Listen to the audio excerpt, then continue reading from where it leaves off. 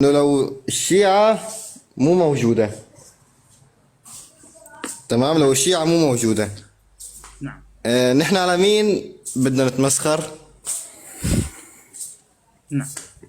تريد الجواب. السؤال الأخ المحترم يسأل السؤال، يقول لو فقد الشيعة ولا وجود للشيعة على ماذا نتمسخر؟ نعم، تصير المسخرة على الأفغاني والشيشاني الذي أخلع أخواتك وبناتك في جهاد النكاح. اللي بعد سماحتك شيخنا الآن سألتني أنت، النوب راح أسألك، لو كان نفرض عمر بن الخطاب ليس له وجود، خالد بن الوليد بمن يعبث ويرتقي على ظهر من؟ تفضلوا سماحتكم شيخنا. لو عمر بن الخطاب ليس له وجود واقعا، خالد بن الوليد على من يعبث به وعلى من يرتقي؟